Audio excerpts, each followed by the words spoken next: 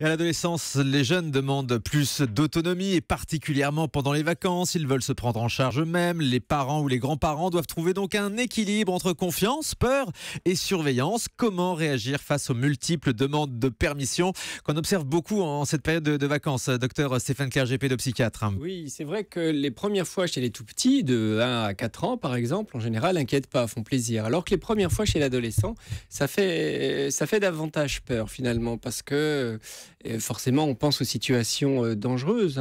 Oui, parce qu'ils veulent braver les interdits. Oui, mais le petit aussi. Mais c'est peut-être effectivement aussi plus difficile pour nous d'accepter une autonomisation des adolescents. Mais c'est vrai aussi que c'est une période où, j'allais dire, on contrôle un peu mal les choses. C'est vrai que le système limbique, à ce moment-là, une partie du cerveau qui gère les émotions est particulièrement stimulable, si j'ose dire, et que on voit des adolescents qui finalement sont moitié moins raisonnables que des enfants qui ont moitié moins que leur âge. Alors c'est quoi par exemple les premières fois, celles qu'il faut autoriser? Alors, la question c'est pas tellement de savoir si on l'autorise ou pas, parce qu'ils vont le faire de toute façon derrière notre dos. La question c'est de savoir, est-ce qu'on les accompagne, est-ce qu'on est tout le temps avec eux, est-ce qu'on leur interdit tout ou pas, et est-ce que surtout on leur donne des conseils de prévention, parce que c'est un peu ça l'idée. Alors la première... Dans quel domaine, dans quelle matière? C'est quoi? C'est l'alcool? On parle de quoi, Stéphane? Alors oui, on parle de ça effectivement. On parle d'abord de la sexualité. C'est vrai que l'été est propice aux premières fois. Presque un adolescent sur 2 a sa première fois l'été. Donc il faut être clair par rapport à ça. Il y a la question d'âge. Est-ce qu'il a 15 ans ou pas 15 ans? Donc c'est à partir de 15 ans. Et puis les conseils évidemment de prévention. Premier conseil de prévention, c'est on ne fait pas l'amour sous l'effet de l'alcool ou l'effet de la drogue, parce qu'on ne ni de la maîtrise contrainte, pas, évidemment. et ni de la contrainte. Et évidemment, on se protège. On se protège des évidemment. Préservatifs. Voilà, même avec quelqu'un avec qui ce serait soi-disant aussi la première fois. Mais c'est aux parents de donner, par exemple, les préservatifs aux adolescents? Pas forcément de les donner, en tout cas de leur donner de l'argent pour qu'ils s'en achètent. On peut leur en acheter s'ils le souhaitent. Mais c'est surtout de discuter avec eux. Oui, les tenir informés. Oui, c'est surtout un message de prévention. Et ça se fait pas forcément l'été au moment où ça va se faire. C'est quelque chose qui, de toute façon, se sera fait en amont. À partir de quel âge, Stéphane, on parle de ça?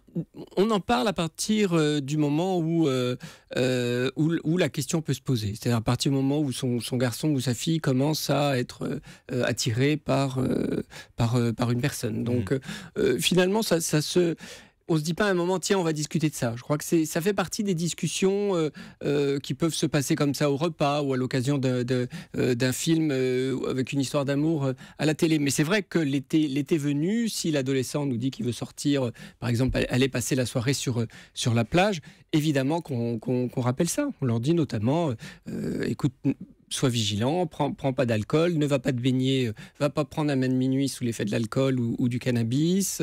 Et puis on peut donner des conseils de prévention aussi par rapport à la sexualité. Ben vous l'avez dit, ça fait peur aux parents, parfois plus peur qu'à l'adolescent lui-même. D'ailleurs, cette crainte peut être transmise, j'imagine, à son enfant dans ce cas-là. Oui, ça fait peur évidemment parce qu'on a peur des accidents et on sait que c'est de toute façon une période de la vie où la première cause de mortalité sont de toute façon les accidents. Donc c'est pas une des imprudences. Oui, c'est pas une peur dénuée de sens, mais j'allais dire la peur ne protège pas. La peur des parents ne va pas protéger l'adolescent. Et c'est pas en le maintenant à la maison en permanence qu'on va le mettre à l'abri des différents dangers de l'existence. Donc c'est des sujets sur lesquels il faut parler régulièrement et à la fois il faut évidemment à cet âge-là aussi leur laisser une certaine autonomie. Mais ça implique quoi? Ça implique évidemment de savoir les adolescents que fréquente votre fille ou votre garçon. L'entourage est important. Oui, parce que c'est un âge où évidemment on est très les mauvaises fréquentations.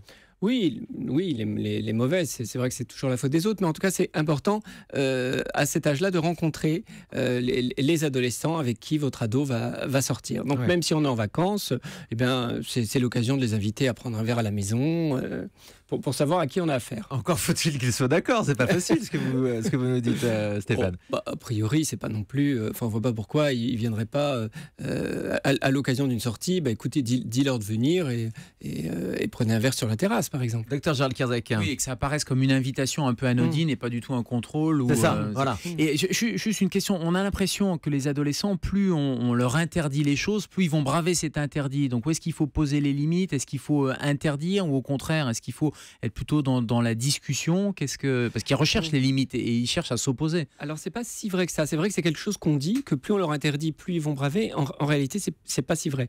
Ils vont braver parce qu'on leur dit que c'était interdit, mais ils l'auraient fait quand même si on leur avait pas dit que c'était interdit, parce qu'ils vont avoir envie. Non, il faut pas croire que la motivation des ados, c'est d'abord s'opposer à nous. C'est pas vrai. Ça peut participer un peu, mais ils le font parce qu'ils ont envie d'essayer. C'est d'abord ça, ce qui les motive. Et ils ont souvent l'impression que nous, on veut les empêcher de jouir. C'est-à-dire que nous, on a le droit au sexe, que nous, on a le droit à l'alcool, que nous, on fume, que nous, on sort, et qu'on voudrait les empêcher, eux, d'avoir accès à ça. Or, c'est là-dessus qu'il faut discuter. Il faut leur dire non, on ne veut pas t'empêcher ça, mais il y a un temps pour tout, ou on veut juste te prévenir des dangers, des limites. Donc, il faut vraiment presque avoir une discussion adulte par rapport à ça. Mais pas se contenter d'être dans non, c'est non. Ça n'est pas efficace. Et dans l'interdiction systématique.